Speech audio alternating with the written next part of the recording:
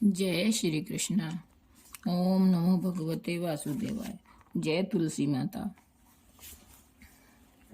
प्रिय भक्तों, कार्तिक महात्म की श्रृंखला में हम आज आपको चौथा अध्याय सुनाने जा रहे हैं। प्रेम पूर्वक सुनिए। चौथा अध्याय।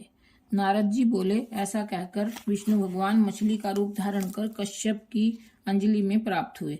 उस मछली पर दया करके मुनि ने उसको कमंडल में डाल लिया।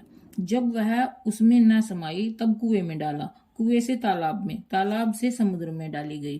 तब मत्स्य रूपधारी भगवान शंखासुर को मारते हुए और अपने हाथ में दबाकर चंद्रीवन को गए और वहां सब ऋषियों को बुलाकर भगवान बोले कि जल के भीतर वेद निमग्न हो गए हैं, तुम उन्हें ढूंढो और शीघ्रता पूर्वक जल में से निकालकर रहस्य समेत ले आओ। तब तक मैं सब देवताओं समेत प्रयाग में निवास करूंगा। नारद जी बोले, तब तपोबली उन मुनियों ने बीज और यज्ञ मंत्रों सहित वेदों का उद्धार किया। उन ऋषियों में से जिसने जो निकाला वह भाग उसी ऋषि के नाम से प्रसिद्ध हुआ। पीछे सब मुनि मिलकर प्रयागराज को गए और प्राप्त हुए वेद ब्रह्मा सहित विष्णु भगवान को अर्पण किए। संपूर्ण वेदों को पाकर ब्रह्मा जी ने प्रसन्न हो देव और ऋषियों सहित अश्वमेध यज्ञ किया। यज्ञ के अंत में देवता गंधर्व पनंग गुह्यक पृथ्वी पर दंडवत कर प्रार्थना करने लगे। देवता बोले, हे देवाधिदेव, हमारी विज्ञप्ति श्रवण करो। यह हमारी प्रसन्नता का स्थान है, इसे तुम वरदान दो। हे रमापते, इन ब्रह्मा जी ने इस स्थान में नष्ट हुए वेद फिर पाए और हमने यज्ञ के भाग प्राप्त किए।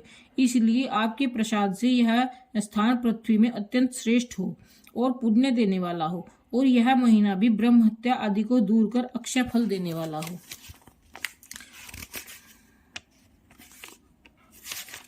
श्री विष्णु बोले, हे देवताओं, जो बात तुमने कही है यही मुझे भी अभिष्ट है, सो ऐसा ही होगा। यह ब्रह्मक्षेम नाम से सबको सुलभ होगा। सूर्यवंशी राजा भगीरथ यहाँ गंगा जी को लावेंगे और इस जगह पर सूर्य की पुत्री यमुना जी का संगम होगा। जो पुरुष अपने पितरेश्वरों को यहाँ श्राद्ध करेंगे उनके पितृगण मेरे स्वरूप को धारण करेंगे।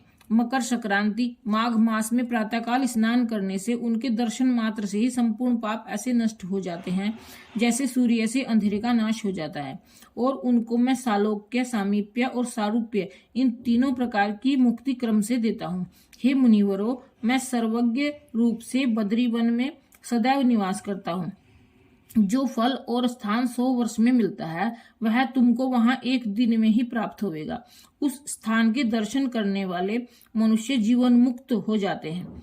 सूत जी बोले, विष्णु देवताओं से ऐसे कहकर ब्रह्मा जी सहित वहीं अंतर्ध्यान हो गए और इंद्रादिक देवता भी अंशों से यहाँ रहकर अंतर्ध्यान हो गए।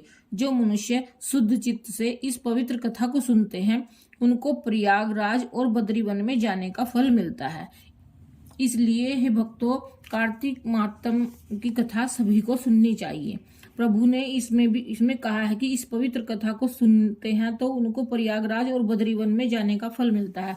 इसलिए जो लोग प्रयागराज और बद्रीवन भी नहीं जा पाते वह इस कथा को सुनकर और पढ़कर इसका फल प्राप्त कर सकते हैं। बोलो श्री कृष्ण भगवान की जय, बोलो विष्णु भगवान की जय, तुलसी माता की जय। कार्तिक महात्म सुनकर तुलसी माता में जल अर्पण करना चाहिए। बोलो श्री तुलसी माता की जय।